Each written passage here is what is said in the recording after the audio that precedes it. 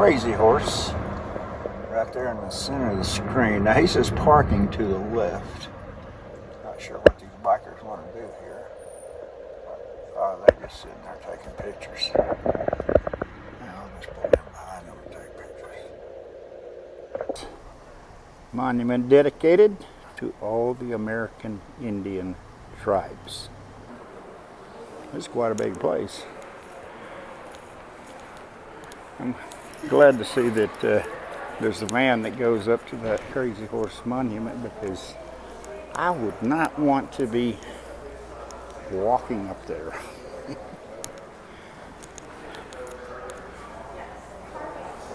I told her that ain't happening for $125. But then she said the van's outside, the $4 van. $4 van is more like in my budget. Win this rifle in a raffle. For somebody that's really into American Indian culture and stuff, this is the place you want to come, because it's loaded with items. Old photographs, articles that they've made, little dolls, just for the children to play with, pottery.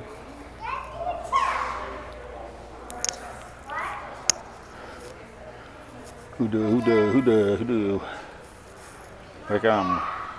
We got witch doctors, whatever. Anyway, over here is a beautiful dress. Looks like maybe peace pipes there. And over here, assortment of leather things. Looks like maybe whips.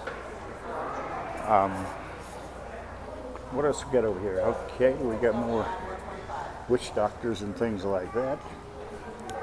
Cool. Walking over here, Charles Elder collection. That's nice. Very, very nice. Indeed. Okay, we'll go down here. Hello.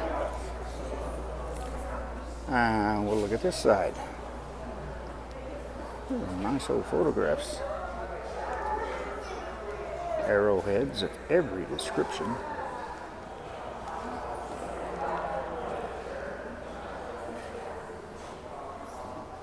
Not explain this well because, frankly, I don't know what most of this is.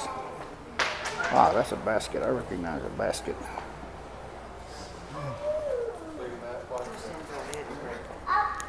All sorts of artwork lining the walls.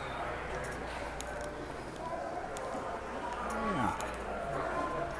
Poor workers still have to, because it's a federal place, they got to wear the face diapers. I feel so sorry for them. But then again, the American people didn't like those nasty tweets, so they elected a complete idiot by getting what they voted for.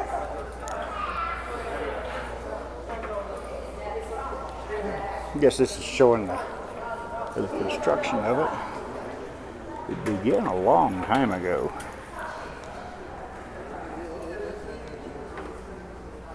There's the face of Crazy Horse. There's the $125 grip. Moving right along. Moving right along.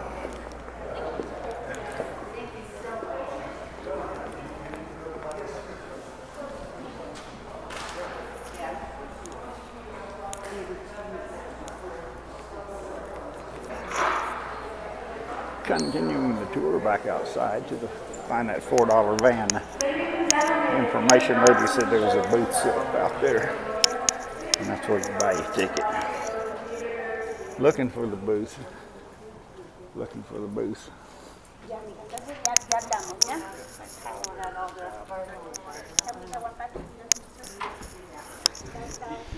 Mount Rushmore is only a hop, skip, and a jump up the road from here. Just a few minute drive.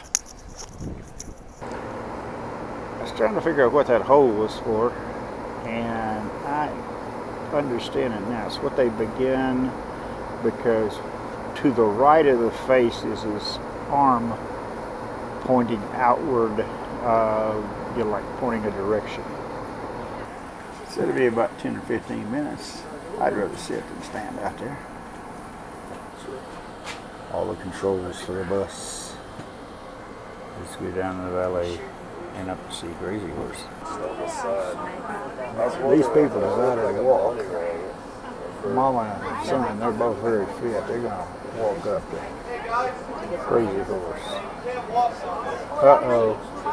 They just got shouted down, told them they can't do that. They gotta take the $4 a person back. Welcome to Crazy Horse Memorial. My name's Tyler. If you guys have any questions, please feel free to ask. We're gonna go down here to the back side of this mountain. We'll make a U-turn, and then on the way back, just kind of offset from directly looking at his face from the ground, I'll park. And if you guys would like to, you can jump out, take photos, check it out for a few minutes, and then we'll load up and head back. Pretty quick, easy, painless. I'm gonna tell you a whole bunch of history along the way as well. So this project was started in 1948. That means that we're now 73 years in the making. But you gotta understand that in the beginning, it was just one man working on this mountain by himself for many years, and his name was Korczak Jolkowski. And Korczak was of Polish origin, but he was actually born in Boston. And he was living in Connecticut at the time that he took this project on. In 1939, Korczak came out here to South Dakota to meet with Chief Henry Standing Bear, who was the Lakota chief at the time. And he was the one that initially asked Korczak to do this project because he wanted to let the white man know that the red man had great heroes too. So he invited Korczak out here to do a monument for him. They met, they went around looking for a mountain to carve, and they picked this one. So this mountain was owned by the National Forest Services at the time that Korczak was trying to acquire it. And again, you got to think of the times. This was in the late 30s to early 40s when racism was still an extremely big thing. So when Korczak asked to buy the mountain and he told him what he was going to do with it, they pretty much just laughed in his face. Told him he was out of his mind if he thought he was going to carve a Native American into the side of this mountain. But Korczak really believed in this project, and he wanted to see that it happened, so he thought of a way around the whole thing. And he came up with this plan that he would just stake a mining claim on the property, because the Mining Act of 1872 states that there's no law against the way that you shape your mind. So Korczak shaped his mind into the form of Crazy Horse. He turned it into this big memorial. And obviously his plan worked. I mean, you're here if that's not a dead giveaway, but his plan did work, and he ended up acquiring the mountain and 90 acres of property that surrounded it. Now fast forward to present day. Present day, we now have a little over 1,000 acres of property out here, and that's because it'll eventually get utilized between what's now 3 different projects that are currently going on out here. You have the mountain carving being project number 1, our museums, project number 2, and then our university is project number 3. It's the North American Indian University. It was started in 2010. And it's about a quarter of a mile down the road on the property. And I'll tell you a little more about the university towards the end of the tour. I'd like to tell you more about this mountain first. Now right now we have the largest crew that we have ever had in history working on this mountain. And it's only a 15-man crew. That's it. 15 guys work year-round, Monday through Friday from 8 to 4, carving this mountain out. They work through the summers as long as there's not a lightning strike within a 15-mile radius of the mountain. And then they work through the winters as long as it doesn't get below 0 degrees. Beyond that, it's pretty much up to their discretion on what kind of weather conditions they work through. And trust me when I tell you, South Dakota's not this beautiful every day.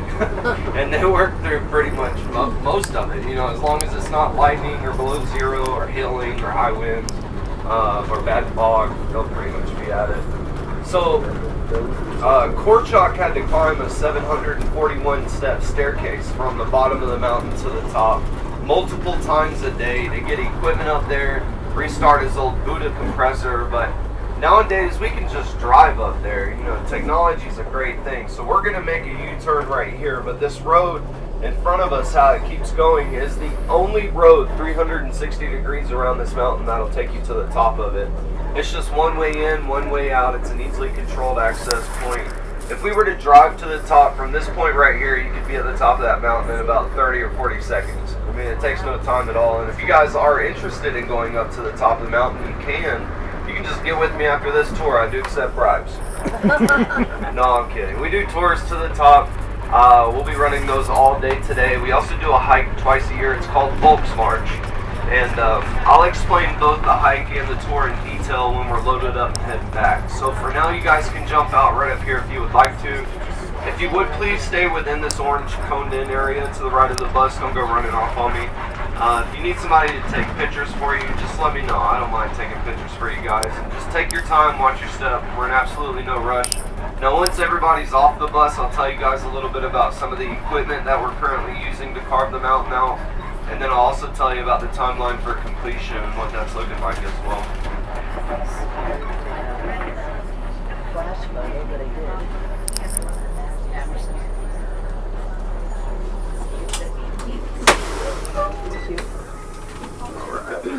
You guys. Show you an example of what I'm talking about. But these little silver pieces about every inch have crushed up diamond embedded in it. So it's like diamond bit rope.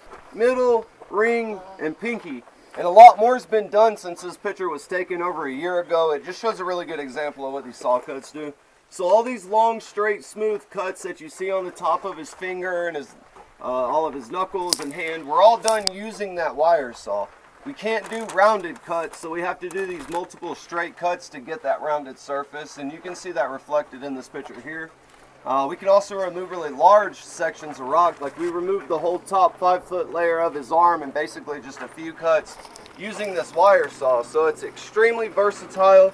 It's really come in handy to get everything closer to finished grade a lot faster than the rest of the mountain before it's all said and done. So the way we get the smoothness and all the detail you see in his face is by using a torch. It's a torch that gets up to 3,800 degrees. It literally melts the rock on contact. And what we do is we just sweep that flame over the rock really quickly, and you get left with this perfectly smooth, glossy glaze finish that you see on his face. We're able to sculpt out all that defined detail that you see in his eyes, nose, and mouth. And it's probably the most beneficial thing that we could do to this mountain, because by hitting it with that torch, you're melting that rock, and at the same time, it's sealing every crack, fracture, and seam line.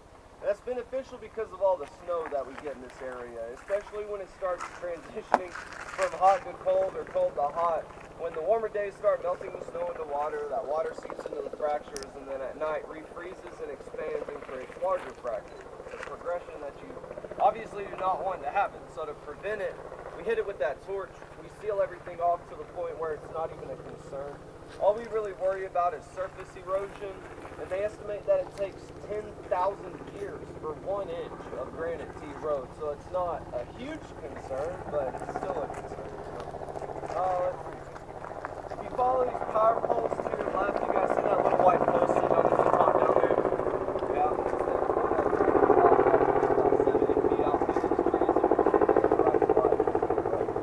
There are 13 of these little white posts that surround this entire mountain.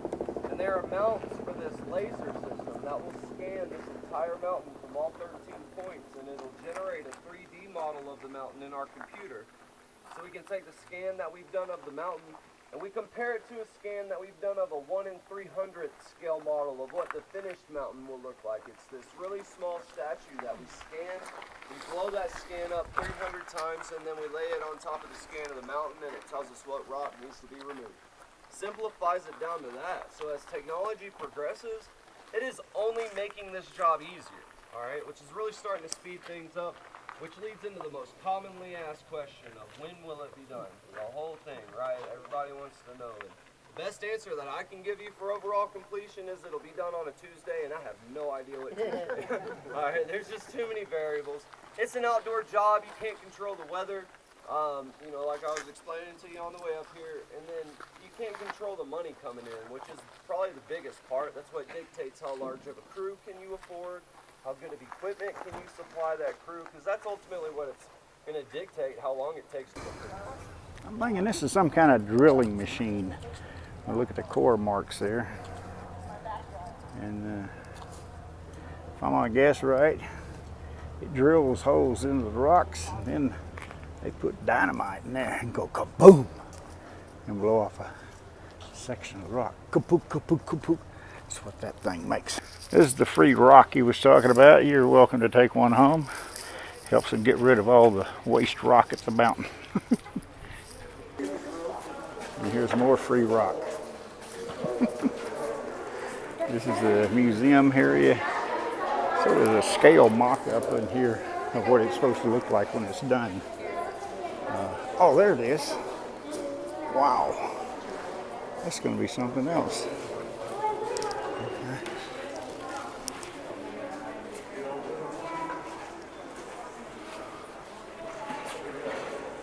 That'd be pretty cool.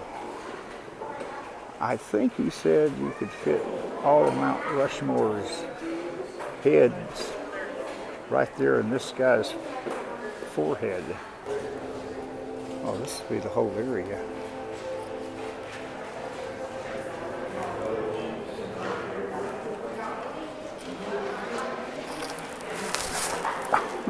I got hung up there.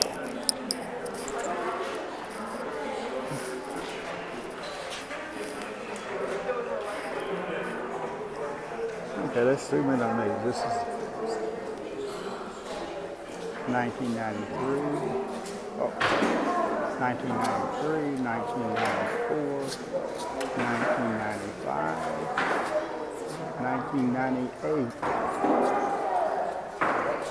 And they have an annual hike up here called Wonder or something or other. And these are all the people in 1998. This hike up here. A lot of folk. They're standing on his arm. It's resupplying the rock, the free rock. I think they said that was Crazy Horse's grandson. Not real sure. Poor federal employee has to wear a face diaper. In any other setting, I'd call these mining tools, but in this case, it's sculpturing tools. Okay, this is a 1/34th scale model. Now, I don't know if you can see, this is awful bright. I want to pan slowly here.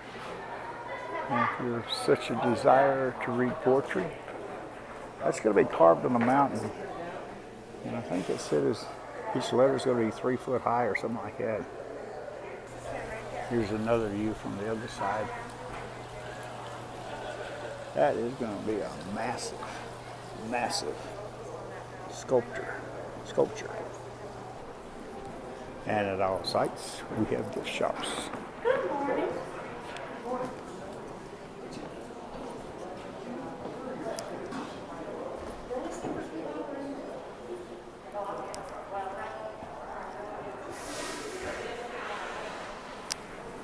See anything you want? See anything you want, then put it on your bucket list. Come up here and buy it. Crazy Horse Mountain, South Dakota.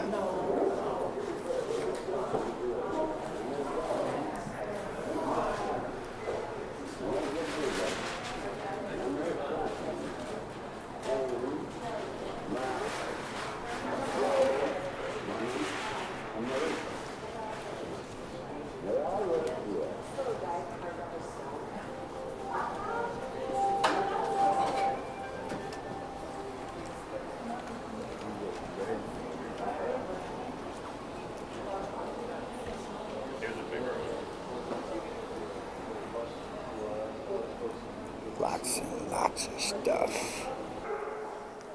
Oh, multicolored buffalo. Massive tapestry. A canoe. A canoe. Birch bark canoe. That's pretty interesting. Fancy horse riding things on a horse. Witch doctor, shaman headdresses, I don't know. Oh, I'll tell you, that's just downright pretty. Here you can read about it.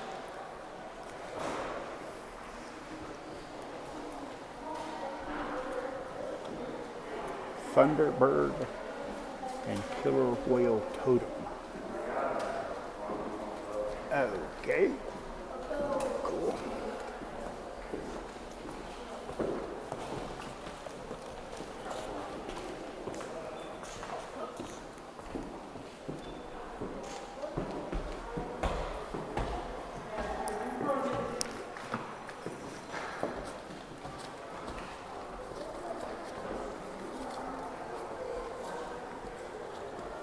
Kaku walking.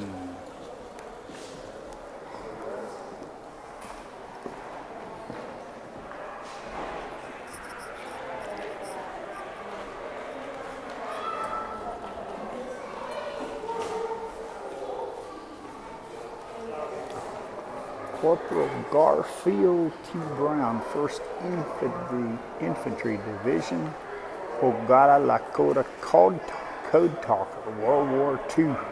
That was awesome. I don't know if you've heard this story or not, but the Germans knew all the languages the Americans knew. So the Americans turned to their Indian citizens, said, hey, we need to tell our plans and communicate with Indian language. It stumped the Germans. They had no interpreters for the code talkers.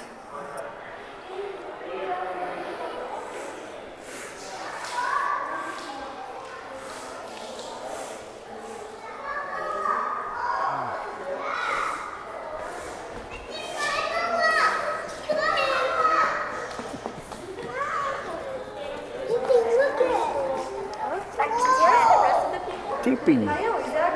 Teepee. I wonder if they carried the sticks with them when they moved or just grabbed local sticks to set up the teepee.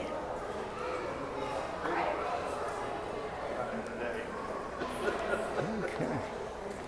Let's step inside and look at a teepee.